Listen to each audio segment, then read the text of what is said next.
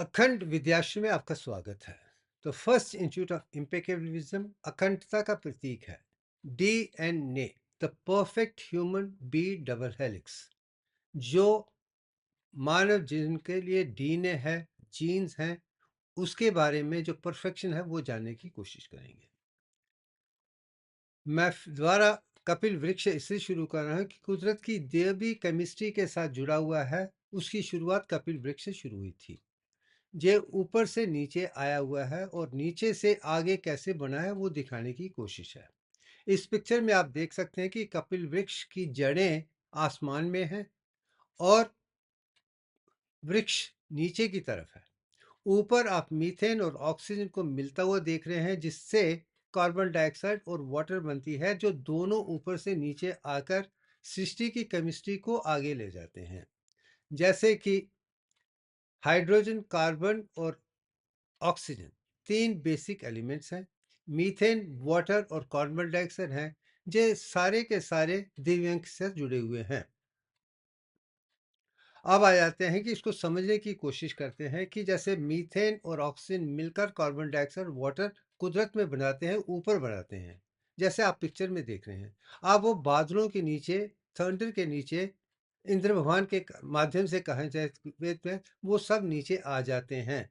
आने के बाद वो पहाड़ों से चलते चलते समुद्र में आ जाते हैं और समुद्र में ही पहली शुरुआत शुरू हुई है। मिनरल किंगडम, रसायन से प्लांट्स कैसे बनते हैं, वृक्ष कैसे बनते हैं, वो मैं पहले दिखा चुका हूँ। फर्स्ट स्टेप है। और जो वृक्ष बन यूनिसेलुलर से मल्टी सेलुलर बनते हैं, ए सेक्सुअल से सेक्सुअल रिप्रोडक्शन होती है। उसके बाद फोटोसिंथेसिस शुरू हो जाती है, जब वृक्ष ग्रीन हो जाते हैं। ग्रीन होने के बाद पत्तों से सूरज की रोशनी में 6 कार्बन डाइऑक्साइड के मॉलिक्यूल्स और 6 वाटर के मॉलिक्यूल इकट्ठे हो जाते हैं और रोशनी के कारण ग्लूकोज का एक मॉलिक्यूल और 6 ऑक्सीजन के बन जाते हैं। इस वक्त मैं ये दिखाना चाहूँगा कि जैसे सूर्य और एस्ट्रॉइड बेल्ट में जो 4 मेनर इनर प्लैनेट्स हैं, चाहे वो मरकरी है, वीनस है, अर्थ है या मार्स है, ये चारों में 97% कार्बन डाइऑक्साइड थी जब शुरुआत हुई थी। मगर बाकी 3 प्लैनेट में आज भी 97 है, इसलिए वो पीले और ऑरेंज नजर आते हैं। मगर भूमि में प्लांट्स के कारण, फोटोसिंथेसिस के कारण, वो कार्बन डाइऑक्साइड इस्तेमाल हो चुकी है और इस्तेमाल होने के बाद, पानी के साथ इस्तेमाल होने के बाद, वो ग्लूकोज और ऑक्सीजन में बदल गई है। जो 97 कार्बन डाइऑक्साइड है वो 21% ऑक्सीजन है, जो भी दिव्यांग के हिसाब से है। और जो बाकी कार्बन और हाइड्रोजन मिलकर नाइट्रोजन अनरिएक्टिव पार्टिकल बन के 78% हो गए हैं, जिससे आगे प्रोटीन और अमाइनो एसिड बनाने में आसानी होगी। आप कुदरत ने जिसे कैसे किया है, अगर हम समझेंगे तो हम जिंदगी में कभी नहीं भूल पाएंगे। अब जो ग्लूकोज है, अब उसको फिर कार्बन डाइऑक्साइड में और ऑक्सीजन को कार्बन डाइऑक्साइड में बदलने का जो सौभाग्य है, वो एनिमल किंगडम को दिया गया है। और एनिमल्स को ग्लूकोज लेना है और ऑक्सीजन लेना है, और वो सेल के अंदर, सेल रेस्पिरेशन में कार्बन डाइऑक्साइड और वाटर बन जाता है। ये जो चीज़ है, फिर इसका मतलब जो ऊपर से कार्बन डाइऑक्साइड और वाटर नीचे आया है, और नीचे से कार्बन डाइऑक्साइड वाटर इंसान द्वारा देकर उसका संतुलन अंतरिक्ष में आज भी बना के रखा है, जो हमारे लिए काफ़ी है।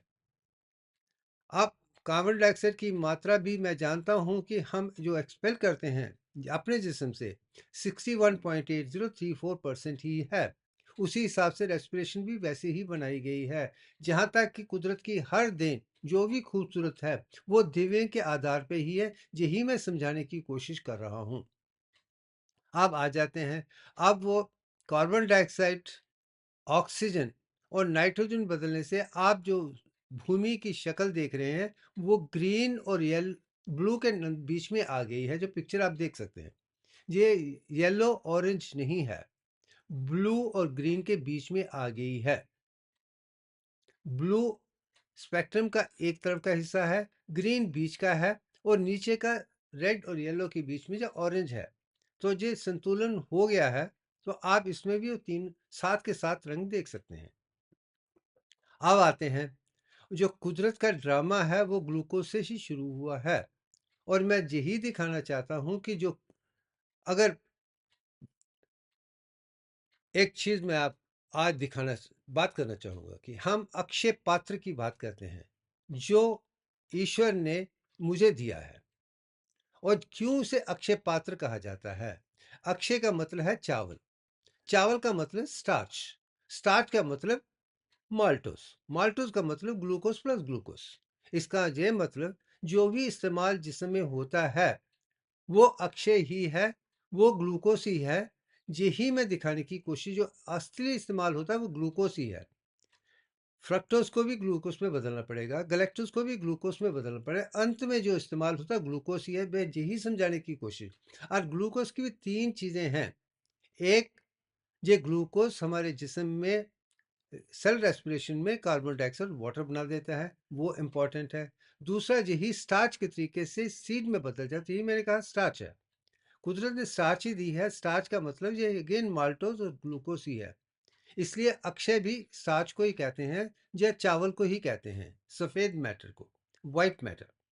और तीसरा, जो ग्लूकोज है उससे ही फैटी एसिड बने हैं, लिपिड बने हैं, उसी से अमाइनो एसिड प्रोटीन बने हैं, उसी से ही आगे ग्रोथ होती है। और यही मैं समझाने की कोशिश, ग्लूकोज भी ग्लाइकोलाइसिस के माध्यम से 10 स्टेजेस में आता है। जो डेवलपमेंट भी 10 स्टेजेस में ही है। वो 10 स्टेजेस के बाद चलते चलते ये प्लांट बन जाते हैं। वो इसे इस्तेमाल करके बाद में सीड में बदल देते हैं, जिसे हम खाते हैं अक्षय की तरीके से। और मैं चाहता हूँ कि जो भी मैंने समझा है, जाना है, पहचाना है, जो पुराने ज़माने की सोच विचार है, उसको मैं समझाने की एक कोशिश कर रहा हूँ। आप इसमें देखिए, आप माइटोकॉन्ड्रिया में देखते हैं जहाँ पे सेल रेस्पिरेशन होती है, एटीपी बनती है, जो मैं दिखा चुका हूँ। फिर एटीपी सेल रेस्पिरेशन में कैसे एडीपी में बदल जाता है, वो एज सच। और एडिनोसिन अमाइनो फॉस्फेट कैसे सेकेंडरी प्रोसेस में लेटर काम आता है, वो भी हम आगे देखेंगे। अब यहाँ तक कि एक ड्रामा साफ हो गया है कि कुदरत ने पहले कार्बन, हाइड्रोजन, ऑक्सीजन को बनाया था। उन तीनों से मिलके मीथेन, वाटर और कार्बन डाइऑक्साइड बनी है। फिर कार्बन डाइऑक्साइड और वाटर से ग्लूकोज बना है, और उसमें से ऑक्सीजन निकली है दोबारा। और फिर इससे आगे का प्रोसेस शुरू हुआ है। अगर हम सीक्वेंस को इस तरीके से देखेंगे ज़िंदगी में कभी नहीं, क्योंकि एक सीक्वेंस है। और कुदरत ने जैसे बनाया वो जानना है मुझे। हम जो बच्चों को पढ़ाते हैं वो कुदरत की देन नहीं है, उस सीक्वेंस में नहीं है जो हमें जाननी चाहिए। मैं इसीलिए हर चीज़ में वो एम्फेसाइज कर रहा हूँ कि कुदरत ने कैसे बनाया है। और कुदरत ने भी ट्रिनिटी को ही बनाया है। जैसे एटम भी तीन है, मॉलिक्यूल्स भी तीन हैं, और कंपाउंड्स भी तीन हैं। आगे कैसे चलते, अब आ जाइए। अब हम अगले फोर्थ स्टेप पे आते हैं। मैंने कहा कि नाइट्रोजन जो है वो कार्बन और हाइड्रोजन को मिलकर ही बनी हुई है। वो वॉल्केनिक स्टेज में 1600 डिग्री के पास ही होती है। जब मिल जाते हैं तो वो कार्बन नाइट्रोजन बन जाता है, जो ही कार्बन डाइऑक्साइड को अनरिएक्टिव नाइट्रस गैस में बनाया गया है 78%। वो एक पहला प्रोसेस है। अब फास्फोरस की बात आती है, जो फिफ्थ एलिमेंट है। नाइट्रोजन फोर्थ है, फिफ्थ फास्फोरस है। और मेरा मानना है कि फास्फोरस को सिलिका और हाइड्रोजन को यूनियन करने से, मिलने से बनाया गया है। ये एक मेरी विचारधारा है, मेरा अनुभव है। ये 1006 डिग्री में हो सकता है। साइंस ने इसे देखा है नहीं देखा है मुझे नहीं पता है, मगर मैं कहता हूँ इसमें एक्सपेरिमेंट करके इसको ऐड किया जा सकता है। ये फोर्थ फिफ्थ स्टेप है। अब आ जाते हैं कि फॉस्फेट जो एक मॉलिक्यूल है, जो फास्फोरस और ऑक्सीजन से बना हुआ है, जो नीचे आप देख रहे हैं। अब कार्बन टेट्रावैलेंट है, उसमें 4 हाइड्रोजन के लग सकते हैं, इसलिए वो मीथेन बन जाती है। Let it be very clear. अगर कार्बन डाइऑक्साइड है, वो कार्बन के साथ 2 हाइड्रोजन ऑक्सीजन बनते हैं, क्योंकि उनका 6 है। हाइड्रोजन का 1 है, वो 4 के साथ 4 मिलके 8 बन जाते हैं। और जहाँ तक कि पूरा जो प्रोटॉन मैटर है मीथेन का, वो 10 है। वाटर का भी 10 है। और वाटर में हाइड्रोजन के 2 हैं, ऑक्सीजन के 1 हैं। मगर कार्बन डाइऑक्साइड, कार्बन 1 है, ऑक्सीजन के 2 हैं, वो 22 बन जाते हैं, मैं दिखा चुका हूँ। अब वो मैथमेटिक्स हम आगे प्रोटॉन की तरफ से देखेंगे कि कुदरत ने प्रोटॉन को कैसे करके हमारे डिज़ाइन को बनाया है। हमें कंसेप्ट को समझना है जैसे कुदरत ने बनाया है। मैन में डिज़ाइन से मैं समझता हूँ कि हम उसे समझ नहीं पाएंगे। कुदरत में वापस जाएंगे तो समझ पाएंगे कि कुदरत ने कैसे बनाया है। तो नंबर ऑफ प्रोटॉन इसमें 47 है। और मोनोफॉस्फेट जैसे एडेनोसिन मोनोफॉस्फेट है, और उसमें फॉस्फेट के 49 प्रोटॉन्स हैं। अब ये समझ आए तो आगे चलने के लिए हमारे लिए आसान हो जाएगा। आप जो डीऑक्सीरिबोस, दे 2 पेंटोस शुगर है। अगर ग्लूकोज है तो वो 6 के साथ है, कार्बन 6, हाइड्रोजन 12, O6। मगर रिबोस में कार्बन 5 है, हाइड्रोजन 5 है, और ऑक्सीजन 5 है। मगर डीऑक्सी में कार्बन 5 है, हाइड्रोजन 10 है, और ऑक्सीजन के 4 हैं। इसमें से एक ऑक्सीजन निकाल दिया गया है क्योंकि उसको रिएक्टिव बनना है। यही जीवन का एक खास सत्य है। मगर इसमें कितने प्रोटॉन हैं? तो यहाँ पे आके 72 प्रोटॉन बन जाता है डीऑक्सीरिबोस। जो फॉस्फेट है वो फॉस्फोरिक एसिड के साथ है, जिसके 50 हैं प्रोटॉन्स है। डीऑक्सी के 72 है। और शक्ल आप देख सकते हैं, ये डीऑक्सी के नीचे का जो एच पोर्शन है, नीचे का 2 OH, एक है OH है, दूसरा H है। जो H में से O निकाला गया है वो रिबोस के OH से निकाला गया है। ये ही दिखाने की कोशिश करिए। अब आ जाते हैं कि एडेनिन, इसका chemical formula carbon 5, hydrogen 5, nitrogen 5 है। जो दूसरे में ऑक्सीजन था, इसमें नाइट्रोजन है, मगर 5 है। ये रिबोस से ऑक्सीजन के बदले नाइट्रोजन है। यही एक सत्य है। मगर यहाँ पे कितने प्रोटॉन्स हैं? कार्बन के 30 हो जाते हैं, 5 इंटू 6, हाइड्रोजन के 5, 1 इंटू 5, और नाइट्रोजन के 35, 5 इंटू 7, टोटल 70 हो गए हैं। आप इसे ध्यान में रखिए, ये 70 का एडेनिन का फॉर्मूला है। जैसे अगर आप फॉस्फोरिक एसिड देख 50 देखेंगे, जो डीऑक्सी का है वो 72 है, और रिबोस का 80 है, और इसमें 70 है। अब आ जाते हैं थायमिन की तरफ। इसमें केमिकल फॉर्मूला है C5H6N2O2। अब जो N और 2 दोनों आगे हैं, और इसका प्रोटॉन जो है 30 + 6 + 14 + 16, 66 है। ये 66 है, थायमिन के 70 हैं, इसके 66 है। अगर ये ध्यान रखें, 70 + 66 136 हो जाते हैं। ये एक कॉम्बिनेशन है, एडेनिन और थायमिन का एक कॉम्बिनेशन है, जो ऊपर में न्यूक्लिक एसिड में इस्तेमाल होता है। आप दूसरा कंपाउंड देख लेते हैं, वो साइटोसिन और ग्वानिन से है। साइटोसिन का फॉर्मूला कार्बन 5 है, हाइड्रोजन 5 है, नाइट्रोजन 5 है, ऑक्सीजन 1 है। तो इसमें कितने प्रोटॉन हो जाते हैं? 78। कार्बन के 30, हाइड्रोजन के 5, नाइट्रोजन के 35, और ऑक्सीजन का 1। अब ये 70, आप यही सोचेंगे कि इसमें कॉम्बिनेशन 78 हो गया। अब आगे चलते हैं। आप ग्वानिन में देखेंगे तो कार्बन 5 है, हाइड्रोजन, कार्बन 4 है, हाइड्रोजन के 5 हैं, नाइट्रोजन के 3 है, ऑक्सीजन के 1 है। तो कार्बन को देखा जाए तो वो 6 इंटू 4 24 हो जाता है। हाइड्रोजन का 1 इंटू 5 है, नाइट्रोजन का 3 इंटू 7 21 है, और ऑक्सीजन 1 इंटू 8 8 है। तो इतने कितने टोटल हो जाते हैं? 58।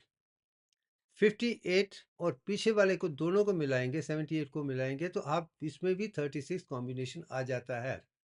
Adenine, thymine 136, cytosine, guanine also 136। Imaging. अब आ जाते हैं, मैं हम इस चीज़ को और उस अनएक्सप्लोर्ड एस्पेक्ट को देखना चाहेंगे जो दिव्य के माध्यम से मैं समझ पाया हूँ। जैसे डीऑक्सी रिबोस 72 है, और रिबोस 80 है। फास्फोरिक एसिड 50 है। टू साइड चेन में 245 4, जहाँ 122 + 122, वो दोनों साइड में चेन है। जो सबसे बाहर है वो फास्फोरिक एसिड है, उसके बीच का डीऑक्सी है, और ये दोनों तरफ वैसे ही हैं, वो चेन है। और इसके बीच में जो आप देख रहे हैं वो आप देखिए, एड एडेनिन और थायमिन का कॉम्बिनेशन बीच में आ जाता है, 2 हाइड्रोजन के बीच में आप देख सकते हैं। आप जिसमें मैंने दिखाया है 70 + 66 136 है। जो सेकंड बॉन्ड है वो साइटोसिन और गुआनिन के बीच में है। उसमें आप देखिए 78 + 58 है, इसमें भी 136 प्रोटॉन ही हैं। आप खुद देखिए कुदरत ने किस तरीके से इस तरीके से बनाया है कि दोनों में आप 136 प्रोटॉन ही देख रहे हैं। मैं यही देख मुझे जहाँ तक कि मालूम है, आज तक इस चीज़ के बारे में ना किसी ने सोचा है, ना समझा है, ना जाना है, ना पहचाना है। आप ऊपर देखिए 5 कार्बन और 3 कार्बन का कॉम्बिनेशन, और उल्टा नीचे वो भी दिव्यांग के आधार पे है। एंड आपको इसमें मैंने दिखाया कि जो ब्रांड स्ट्रैंड्स हैं 10.344 है, फुल डेंसिटी 21 है, और स्पाइरल विथ 22 है, वो दिव्यांग के आधार पे है। अगर इसे समझ जाएंगे तो हमें परफेक्ट ह्यूमन डबल हेलिक्स समझ आ जाएगी। मैं वही समझाने की कोशिश है जो आज तक किसी ने नहीं देखा है। अगर वैसे देखेंगे दिव्यांग ही समझा सकता है, नहीं तो दूसरा कोई भी इसको समझा नहीं पाया है। अब आ जाते हैं कि प्लांट डीएनए मैंने पहले भी दिखाया है, उसमें सिर्फ 7 स्ट्रैंड्स हैं। अब कुछ लोग कहते हैं 7 और 8 के बीच में है, और मेरा मानना है प्लांट में 7 ही होने चाहिए, और ह्यूमन में 10.34419 होना चाहिए। अब ह्यूमन में भी कुछ लोग कहते हैं 10 हैं, 11 हैं, 12 हैं, मगर मैं कहता हूँ 10.33 परफेक्ट है। हम परफेक्ट की बात कर रहे हैं, हम डाइवर्सिफाइड की बात नहीं कर रहे हैं। हमें डिजीज मॉडल की बात नहीं है, हमें परफेक्ट कोर इम्पेकेबल विजडम तक सीमित रखना है। वही ज्ञान में देने की समझाने की कोशिश कर रहा हूँ। ये प्लांट डीएनए का है। अब आ जाते हैं कि ह्यूमन डीएनए। अब हम ह्यूमन डीएनए में मैं मानता हूं जेम्स वाटसन और फ्रांसिस क्रिक को बहुत मान्यता दी गई है। ये दो आदमी हैं, महापुरुष हैं, जो साइंटिस्ट हैं, जिनको 1953 में नोबेल प्राइजेस मिले थे डीएनए का फॉर्म बनाने के लिए। ये उनकी महान योग्यता है कि अच्छा मॉडल देके उन्होंने अपने नाम पे दुनिया को दे दिया है। इसमें कोई दो राय नहीं है। वी हैव टू एक्सेप्ट कि जेनेटिक स्ट्रक्चर इस मॉडल से ही शुरू हुआ था। अब इसको इम्प्रूव करते हुए मैं दिव्यांग तक ले पाया हूँ, क्योंकि ये है। तो और दिव्यांग मुझे दिया गया है 2015 में। अब दोनों में देखता हूँ तो परफेक्शन मैं देख पा रहा हूँ, और हर परफेक्शन हर जगह में वही नजर आती है। इसलिए मेरे मेरे पूरे जीवन का लक्ष्य एक है कि दुनिया अखंड सूत्र के माध्यम से, या दिव्यांग सूत्र के माध्यम से, अखंड विद्याश्रम के माध्यम से, या शिवभूषण शर्मा के माध्यम से अखंडता को समझे, और वो पूरा ज्ञान दुनिया के हर इंसान को मिलना चाहिए जो परफेक्ट है। आजकल को जो भी ज्ञान है अच्छा है, मगर डेफिशिएंट है, क्योंकि मैन मेड मैथमेटिकल कंसेप्ट से है। इसमें मैथ में भी डिफेक्ट ही है, फिजिक्स में भी डिफेक्ट है, केमिस्ट्री में डिफेक्ट है, बायोलॉजी में डिफेक्ट है, हर साइंस में डिफेक्ट है। और उसको ठीक करना है, दुनिया एक ही सिलेबस देखे, सारी दुनिया एक जैसी सोचे, उस सारी दुनिया में शांति हो, तो हमें देवियों को देखना पड़ेगा। मैं यही समझाने की कोशिश कर रहा हूँ। मेरे जीवन का लक्ष्य यही है कि सारी दुनिया इकट्ठी होके दुनिया के हर इंसान लोक पालन की तरह पूरी सृष्टि की हर चीज को देखे। हम आपस में लड़े झगड़े नहीं, हमें वर्ल्ड पीस चाहिए, लड़ाई झगड़ा नहीं चाहिए। हमको दुनिया को बचाने के लिए बनाया गया है, मारने लड़ने के लिए नहीं है। हमें सत्यवादी बनना है, अहिंसावादी बनता है, और संपूर्णता के साथ आगे चलना है। उसके लिए दिव्यांग का जानना बहुत जरूरी है। जो दिव्यांग को समझ के चलेगा, उसकी यही मत है कि दुनिया में शांति होनी चाहिए, एक ज्ञान होना चाहिए, सब एक जैसे होने चाहिए, सारे मानव एक तरह अखंड पुरुष की तरह होने चाहिए। वही मेरे जीवन का लक्ष्य है। मुझे दूसरा कोई लक्ष्य नहीं है। मुझे ना पैसा चाहिए, ना शोहरत चाहिए, ना कुछ। कुदरत की दी हुई सब चीजें मुझे हैं। जब कुदरत मुझे अक्षय पात्री दे देती है, मुझे धन दे देती है, अखंडता दे देती है, तो मुझे उसके आधार पर वो काम करना चाहिए जो दुनिया के लिए अच्छा है। यही समझा। आप इसको समझने के लिए एक पॉइंट मैं आगे लेके आऊंगा। उससे पहले जो स्ट्रक्चर उन्होंने दिया था, आप इस पिक्चर, दो पिक्चर में देख सकते हैं। ये दोनों उनकी योगदान है, इसमें है। मगर इसको मैं आगे एक समझाने की कोशिश करता हूं कि इसमें क्या खूबियां हैं। आप इसमें देखिए, जो उनका जो डबल हेलिक्स है उसका कहता है विथ 20 एंगस्ट्रैम है, और हाइट 34 है, ये उनका कहना है। ई स्टैंड 3.4 का है, और स्टैंड 10 है, माइनर ग्रुप 12 है, मेजर 22 है। Two enclosing chains deoxyribose sugar और फॉस्फोरिक एसिड की चेन्स हैं जो दोनों तरफ हैं। अपोजिंग 3 और 4 5 से शुरू होते हैं, ऑपोजिट में उल्टा चलता है। और नाइट्रोजन जो चेन है एडेनिन और थाइमिन की है, ग्वानिन है जो है, उसमें बाइंडिंग चेन 2 और 3 हाइड्रोजन की है। ये खूबसूरत काम है, इसमें कोई दो राय नहीं, उन्होंने मेरा काम आसान कर दिया है। आप उनके काम को अखंडता के तरीके से या दिव्य के अधिक से और भी अच्छा बनाने का एक प्रयत्न मेरा है, तो मैं वो आगे समझाने की कोशिश करूंगा। मगर उससे पहले एक चीज देखते हैं कि जिस पिक्चर में मैंने वही चीज दिखाई है जो यही है, अडनिन थाइमिन, पाइरिमिडिन और प्यूरिन का जो कॉम्बिनेशन है वो दिखाने की कोशिश। मैं इसमें डिटेल में यहाँ पे नहीं जाऊंगा, आगे चलेंगे।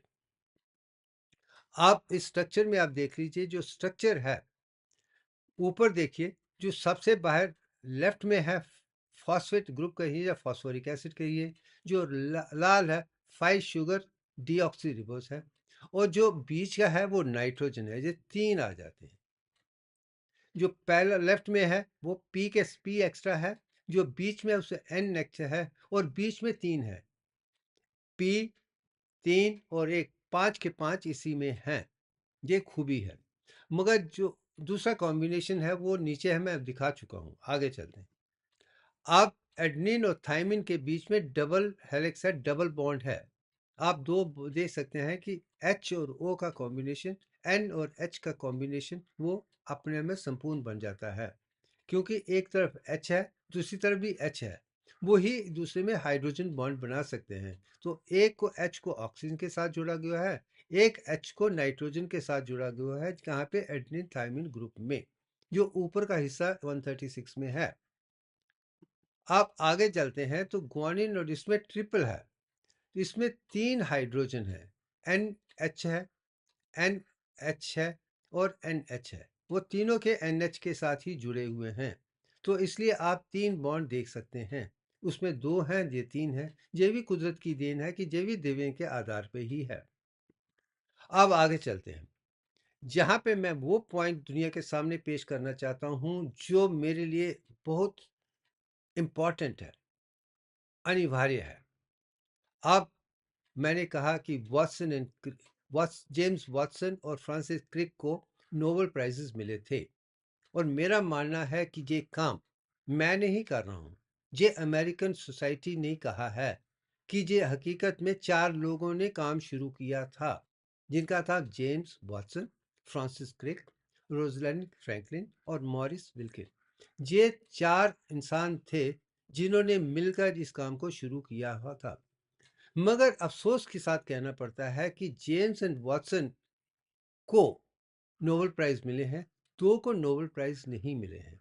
क्यों नहीं मिले हैं? क्योंकि मैं ये भी जानने की कोशिश करता हूं कि अगर इस किस्म की जितनी भी रिसर्च है वे जॉइंट वेंचर्स हैं, तो इस वक्त मैं न्यूटन की बात कहना चाहूँगा कि उनका एक स्टेटमेंट था कि उन्होंने जो भी दुनिया को दिया है वो साइंस के उन बुजुर्गों के आधार पे है जिन्होंने मुझसे पहले काम किया है। He says credit for all his work, Newton says credit for all his work goes to the seniors who did work before that, for that matter Shivbhushan Sharma also says the same thing। अगर मैं दिव्यांग तक पहुंच पाया हूं या दुनिया को संपूर्ण डिवाइन मैथमेटिक्स दे रहा हूँ, डिवाइन फिजिक्स दे रहा हूँ, डिवाइन केमिस्ट्री दे रहा हूँ, डिवाइन बायोलॉजी दे रहा हूँ, इसका आधार उन सारे मैथमेटिशियन को है, उन सारे साइंटिस्ट को है जिन्होंने दुनिया में काम करके सच्चाई को ढूंढते ढूंढते यहाँ तक पहुँचे हैं। और साथ में वही चीज़ मैं अखंड भारत के ब्राह्मणों में भी देखता हूँ कि उन्होंने भी मैथमेटिक्स को दिखा था, मगर जो उन्होंने मैथमेटिक्स से 2 अंशों को दिया था, 22/21 और 10 को दिया था। मगर जो थर्ड है 0.3441, वो मेरी योगदान है, क्योंकि इनका को देख के मुझे संपूर्णता नजर नहीं आई थी। वो संपूर्णता ढूंढते ढूंढते मैं 0.344 को देकर, दुनिया को दिव्य देकर अब सारे काम में संपूर्णता ला पा रहा हूँ। यही मेरी कहने की कोशिश है। और कहने का मतलब ये है कि जहाँ तक कि अगर मैं होता, मैं चारों को ही नोबेल प्राइज दे देता। मेरे कहने का तात्पर्य है, जिन्होंने भी जॉइंट वेंचर शुरू करते हैं, जो वेंचर शुरू होता है और शुरू में अगर वो हैं, हाँ हाईजे करके खुद निकल जाए वो अलग सी बात है, मगर उनको इस लेवल पे निकालना ठीक नहीं है। तो इसलिए ये अमेरिकन जर्नलिस्ट ही कहते हैं कि क्रेडिट किसको जाना चाहिए, वो सवाल आप देख लीजिए, चारों की पिक्चर है। अब आगे जाते हैं, एक और दो किताबें ऊपर है द सीक्रेट ऑफ लाइफ, उसमें 3 पिक्चर्स हैं, वॉटसन क्रिक के साथ हैं, मगर मॉरिस विल्किन का नाम वहाँ पे नहीं है। यही मैं दुनिया को दिखाने की कोशिश कर रहा हूँ कि दुनिया में फेवरेटिज्म होने के कारण हम संपूर्णता को नहीं देख पाते हैं। जो भी इंसान में असत्य है, अपने फेवरेटिज्म के, अपने पैसे नाम के लिए काम कर रहा है, वो कुदरत उसका साथ नहीं दे सकती है। वो कुछ लेवल तक अच्छे होंगे, मगर संपूर्णता वो नहीं आएगी जो उस आदमी के साथ है जो हर इंसान को, हर कुदरत को ही मानता है और अपने आप को सिर्फ माध्यम ही मानता है। और शिवभूषण शर्मा साफ शब्दों में कहता है, मैं तो सिर्फ एक माध्यम हूँ, ये काम मैंने नहीं किया है। मगर खूबी है कि ये साइंटिस्ट, मैथमेटिशियन, ब्राह्मणों का काम है, और मेरी अंतरात्मा ने मुझे ज्ञान दिया है जिसको सब मिला के मैं दुनिया को दिव्यांग दे पा रहा हूँ। मैं खुद क्रेडिट नहीं ले रहा हूँ, मगर अफसोस की बात कहना पड़ता है कि किसी ने भी मुझे इस तरीके से समझने के लिए, जानने के लिए साथ नहीं दिया था।